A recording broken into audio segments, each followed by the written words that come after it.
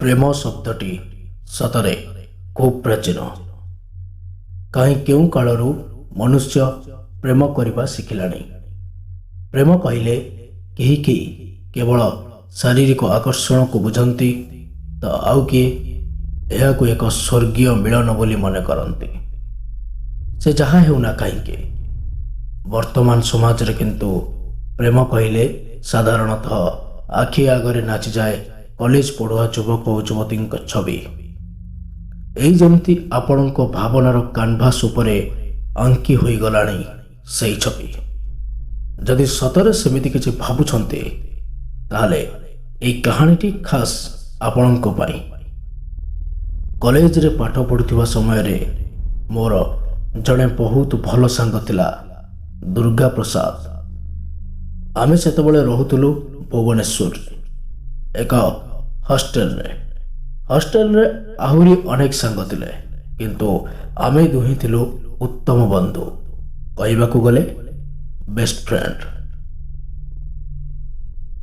ଦୁର୍ଗାର ଦିନବେଳା ସବୁ ଠିକ୍, ହେଲେ ରାତି ହେଲେ ତାକୁ ଖୁବ୍ ଭୟ। ସେତେବେଳେ ଅନ୍ଧାର ହେଲେ ସେ ପ୍ରବଳ ଭୟ କରୁଥିଲା। ଏମିତିକି ରାତିବେଳା ଲାଇନ୍ ଥିଲେ ବି ସିଏ ଏକୁଟିଆ ରୁମ୍ରେ ରହିପାରେନି। ହେଲେ ଏଇଟା ତ ସାମାନ୍ୟ କଥା। ବହୁତ ପିଲା ଏମିତି ଡରକୁଳା ସ୍ୱଭାବର ଥାନ୍ତି, ଧୀରେ ଧୀରେ ପରିବର୍ତ୍ତିତ ହୋଇଯାଆନ୍ତି। କଲେଜ ପାଠ୍ୟକ୍ରମ ଶେଷ ହେବା ପୂର୍ବରୁ ଦୁର୍ଗାର ମଧ୍ୟ ଭୟ କମି ଯାଇଥିଲା, ମାତ୍ର ସମ୍ପୂର୍ଣ୍ଣ ନୁହେଁ, ଆଂଶିକ ଭାବରେ। ସେତେବେଳେ ଆମେ ପଢ଼ୁଥାଉ ଯୁକ୍ତ 3 ତୃତୀୟ ବର୍ଷରେ। ଶେଷ ବର୍ଷ ହେତୁ ମୁଣ୍ଡ ଉପରେ ପରୀକ୍ଷାର ଚାପ ଥାଏ। ତଥାପି ସନ୍ଧ୍ୟାବେଳେ ଘଣ୍ଟାଏ ଖଟି ନ କଲେ ମନ ଶାନ୍ତି ହୁଏନି। ସେଦିନ ଖଟି ସରିଲା ପରେ ଆମେ ପଢ଼ିବାକୁ ବସିଥାଉ।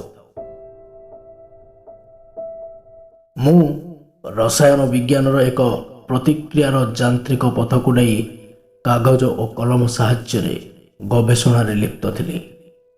ଏହି ସମୟରେ ଫୋନ୍ ବାଜିଲା।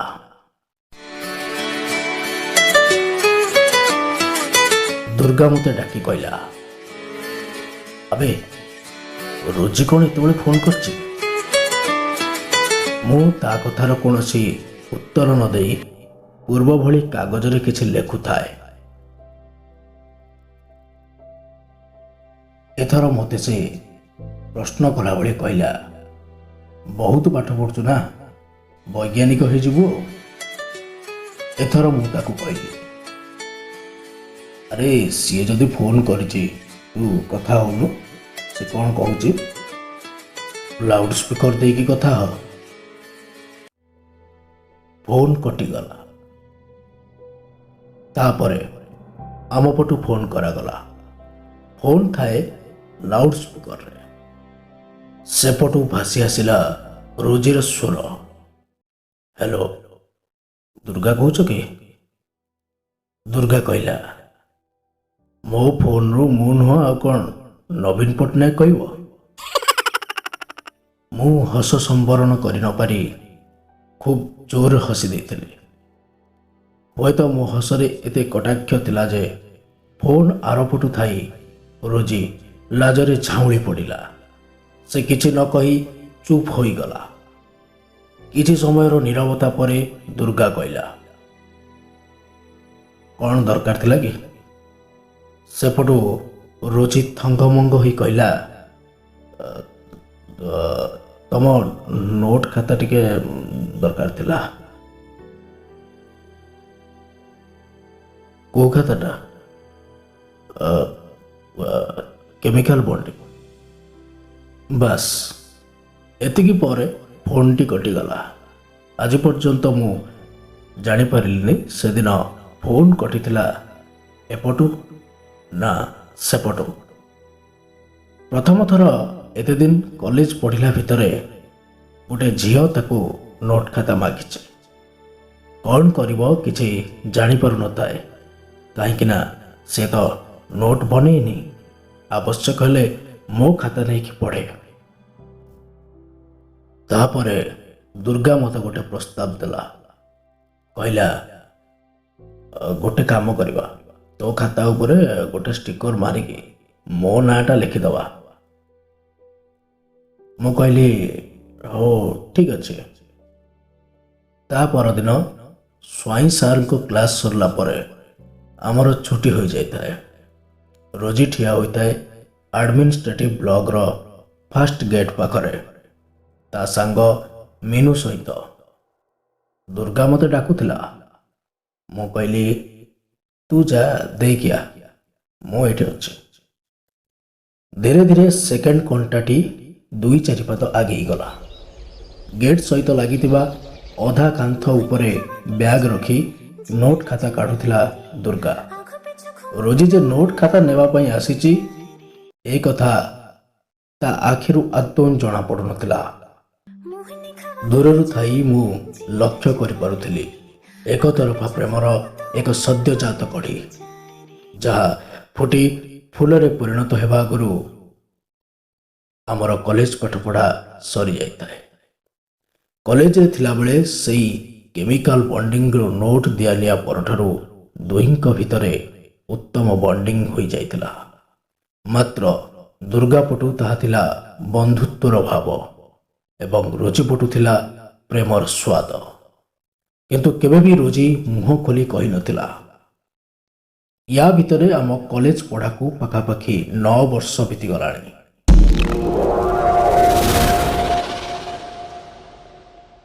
ଏଇ ଗଲା ଗୁରୁବାର ଦିନ ଥିଲା ଦୁର୍ଗାର ବାହାଘର। ପୁଣି ଆମେ ପୁରୁଣା ସାଙ୍ଗମାନେ ଏକାଠି ହେବାର ସୁଯୋଗ ପାଇଥିଲୁ। ବାହାଘର କାର୍ଯ୍ୟକ୍ରମ ଚାଲିଥାଏ। ହଠାତ୍ କନ୍ୟାର ଶାଢ଼ୀରେ ନିଆଁ ଲାଗିଗଲା। ଯାହା ହେଉ ନିଆଁ ଲାଗୁ ଲାଗୁ ଜଣା ପଡ଼ିଯିବାରୁ କିଛି ଅସୁବିଧା ହୋଇନଥିଲା। ବାହାଘର ପାଖରେ ଥିବା ଅନେକ ବୟସ୍କ ଲୋକ ଏବଂ ବ୍ରାହ୍ମଣ ଏହାକୁ ଏକ ଅଶୁଭ ସଂକେତର ଧାରଣା ଦେଇ ଚର୍ଚ୍ଚା ଆରମ୍ଭ କରିଦେଲେ। କିନ୍ତୁ ଆମେ ଜାଣିଛୁ ଏସବୁ ଅନ୍ଧବିଶ୍ୱାସ। କୋଉଠୁ ଟିକେ ନିଆଁ ଲାଗିଯାଇଥିବ, ଏଥିରେ ଏତେ ଡ୍ରାମା କରିବାର କ'ଣ ଅଛି? ପୁନର୍ବାର ବାହାଘର କାର୍ଯ୍ୟକ୍ରମ ଚାଲିଲା। ସୁରୁଖୁରୁରେ ବାହାଘର ସରିଲା। କିନ୍ତୁ ମୁଁ ଲକ୍ଷ୍ୟ କରୁଥାଏ ନିଆଁ ଲାଗିବା ପରଠାରୁ ରୂପାଲି ମାନେ ଦୁର୍ଗାର ସ୍ତ୍ରୀ ଖାଲି ତଳକୁ ମୁହଁ ପୋତି ରହୁଥାଏ। ବାହାଘର ବେଳେ ସାଧାରଣତଃ ନବବଧୂ ମୁଣ୍ଡ ନୁଆଇଁ ବସନ୍ତି, ତେଣୁ କଥାଟା ମୋତେ ସେତେଟା ଆଶ୍ଚର୍ଯ୍ୟ କରିନଥିଲା। କିନ୍ତୁ ଆଶ୍ଚର୍ଯ୍ୟ ତ ସେତେବେଳେ ଲାଗିଲା ଯେତେବେଳେ ଝିଅ ବିଦାୟ ବେଳେ ଭାଉଜ ହସୁଥାନ୍ତି। ମୁଁ ଲକ୍ଷ୍ୟ କରିଥାଏ ମଉସା ମାନେ ଭାଉଜଙ୍କ ବାପା ଯେତେବେଳେ କାନ୍ଦି କାନ୍ଦି ତାଙ୍କୁ ଗାଡ଼ି ପର୍ଯ୍ୟନ୍ତ ବସାଇବାକୁ ଆସିଥିଲେ, ସେତେବେଳେ ଭାଉଜଙ୍କ ଆଖିରେ ଲୁହ ବଦଳରେ ଓଠରେ ଥିଲା ସ୍ମିତ ହସ। ମନରେ ଟିକିଏ ସନ୍ଦେହ ଆସିଲା। ଜୀବନରେ ପ୍ରଥମ ଥର ଏମିତି ବାହାଘର ଦେଖିଲି ଯେଉଁଠି ଝିଅ ବିଦାୟ ବେଳେ ହସୁଥିଲା। ସେତେବେଳେ ଏଇ କଥାଗୁଡ଼ା ମୋତେ ଆଶ୍ଚର୍ଯ୍ୟ କରିଥିଲା ସତ, କିନ୍ତୁ ଆଧୁନିକ ଯୁଗ ପାଇଁ ଇଏ ଗୋଟାଏ ନୂଆ କଥା ନୁହେଁ। ଏଇଆ ଭାବି ମୁଁ ମଧ୍ୟ ଅନ୍ୟମାନଙ୍କ ଭଳି ଦେଖଣାହାରି ହୋଇ ଠିଆ ହୋଇଥାଏ। ତାପରେ ସମସ୍ତେ ଘର ଅଭିମୁଖେ ବାହାରିଲେ। ଘରେ ପହଞ୍ଚିଲା ବେଳକୁ ରାତି ପ୍ରାୟ 2ଟା। ହଠାତ୍ ଦୁର୍ଗାର ଫୋନ୍ ଆସିଲା। ମୁଁ ପଚାରିଲି କ'ଣ ହେଲା କିରେ? ସେପଟୁ ଦୁର୍ଗା କହିଲା ତୁ ଜଲ୍ଦି ଟିକେ ଘରକୁ ଆ, ଫୋନରେ କିଛି କହିହେବନି। ତା କଥାରେ ଏତେ ଭୟର ବାସ୍ନା ଥିଲା ଯେ ମୁଁ ତୁରନ୍ତ ମୋ ବାଇକ୍ ନେଇ ତା ଘରକୁ ଗଲି। ସେଠି ଯାହା ଦେଖିଲି ତାହା ମୋତେ ସତରେ ଅବାକ୍ କରିଦେଲା।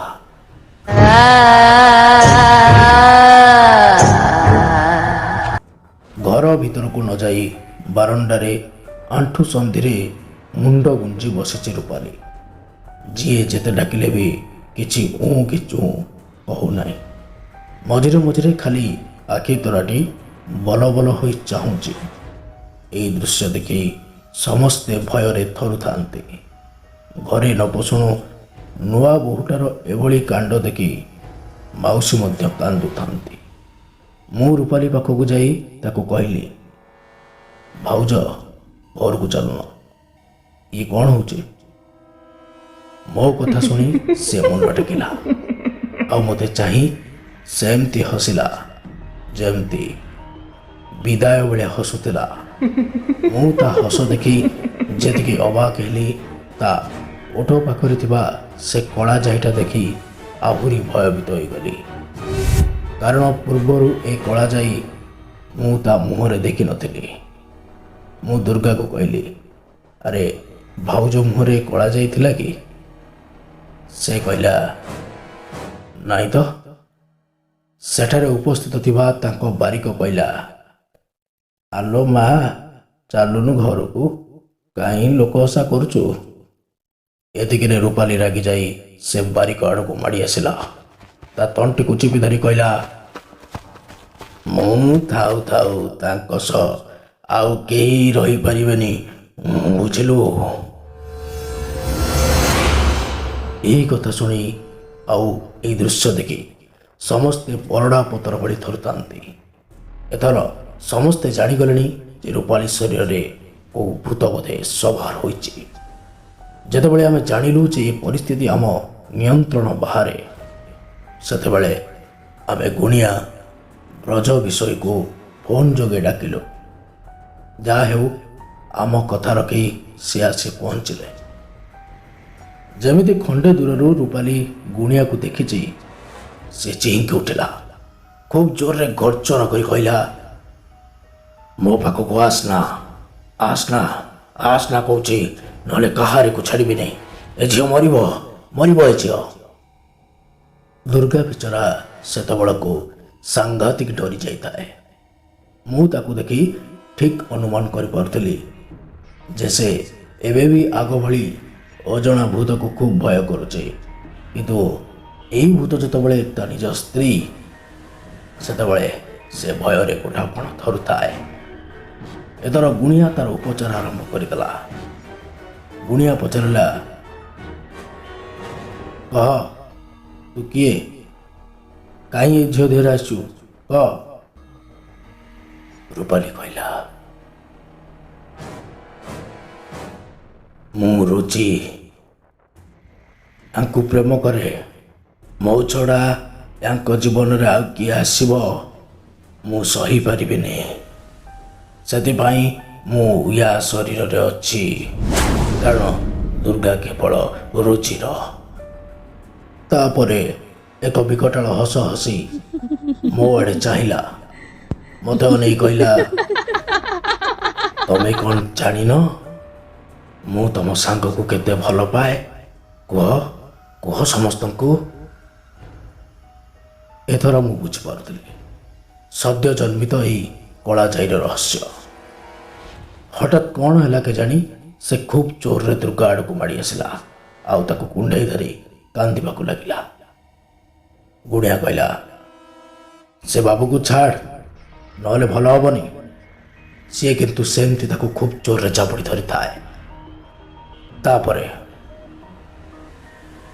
ଏତିକି ବେଳେ ସେ ଗୁଣିଆ କିଛି ପାଣି ଆଞ୍ଜୁଳିରେ ନେଇ ମନ୍ତ୍ର ବୋଲିବାକୁ ଲାଗିଲା। ତାପରେ ସେ ପାଣିକୁ ସେ ପ୍ରେତ ଉପରେ ପକାଇବାରୁ ହଠାତ୍ ରୂପାଲି ଅଚେତ ହୋଇଗଲା ଏବଂ ତଳେ ପଡ଼ିଗଲା ଗଛ ପଡ଼ିଲା ଭଳି। ତା ସଙ୍ଗେ ସଙ୍ଗେ ସଂଜ୍ଞାହୀନ ଅବସ୍ଥାରେ ଦୁର୍ଗା ମଧ୍ୟ ପଡ଼ିଗଲା ତଳେ। ଭୟରେ ମଧ୍ୟ ସେ ବେହୋସ ହୋଇଯାଇଥିଲା। ତାପରେ ସେ ଗୁଣିଆ ଗୋଟେ ଲେମ୍ବୁକୁ 2 ଫାଳ କରି କାଟି 2 ହାତରେ ଧରି ଖୁବ୍ ବଡ଼ ପାଟିରେ କେମିତି ଗୋଟାଏ ଭୟଙ୍କର ମନ୍ତ୍ର ବୋଲିବାକୁ ଲାଗିଲା ଆଉ ହଠାତ୍ ଲେମ୍ବୁ 2ଟାକୁ ଯୋଡ଼ିଦେଲା। ଯୋଡ଼ି ଦେବାରୁ ସେ କଟା ଅଂଶରୁ ରକ୍ତ ଝରିବାକୁ ଲାଗିଲା। ସେହି ଯୋଡ଼ା ଲେମ୍ବୁକୁ ଗୋଟେ କଳା କପଡ଼ାରେ ଭଲ କରି ଗଣ୍ଠି ମାରି ତା ବାକ୍ସରେ ରଖିଲା। ଅଚେତ ହୋଇ ପଡ଼ିଥିବା ବର କନ୍ୟା ପାଣି ଛାଟିବାରୁ ଉଠିଲେ। ରୂପାଲିର କିଛି ମନେ ନଥାଏ କି ୟା ପୂର୍ବରୁ ତା ସହିତ କ'ଣ କ'ଣ ଘଟିଛି। ଏହି ଘଟଣା ସରୁ ସରୁ ଭୋର ହୋଇଯାଇଥାଏ। ତା ପରଦିନ ବହୁ ଚେଷ୍ଟା କରି ଫୋନ୍ ଯୋଗେ ରୋଜିର ବେଷ୍ଟ ଫ୍ରେଣ୍ଡ ମିନୁ ସହ କଥା ହୋଇଥିଲି। ସିଏ କହିଲା, ଆଜକୁ 5 ବର୍ଷ ତଳୁ ରୋଜି ଆତ୍ମହତ୍ୟା କରିଥିଲା। ଘରେ ବାହାଘର ପାଇଁ ବାଧ୍ୟ କରିବାରୁ ସେ ଆତ୍ମହତ୍ୟା କରିଥିଲା। ପ୍ରକୃତ କାରଣ କ'ଣ ଥିଲା ଆଜି ପର୍ଯ୍ୟନ୍ତ କେହି ଜାଣିନାହାନ୍ତି, ସେ ବି ଜାଣିନି। କିନ୍ତୁ ମୁଁ ଜାଣିଛି, ଏକତରଫା ପ୍ରେମର ତାକତରେ ରୋଜି ମୃତ୍ୟୁ ପରେ ପାଲଟି ଯାଇଥିଲା ଅତୃପ୍ତ ପ୍ରେମିକା। କାହାଣୀ ସରିବା ପୂର୍ବରୁ ଗୋଟିଏ କଥା, ପ୍ରେମ କରନ୍ତୁ, କିନ୍ତୁ ପ୍ରେମ ନ ମିଳିଲେ ଆତ୍ମହତ୍ୟା କରିବା, ମରିବା ଏସବୁ ଧାରଣାରୁ ନିବୃତ୍ତ ରୁହନ୍ତୁ। ତଳେ ଗୋଟେ ନାଲି ଅକ୍ଷରରେ ଲେଖା ଅଛି, କ'ଣ ସବସ୍କ୍ରାଇବ୍, ତାକୁ ଚିପି ଦିଅନ୍ତୁ। ଆଉ ତାପରେ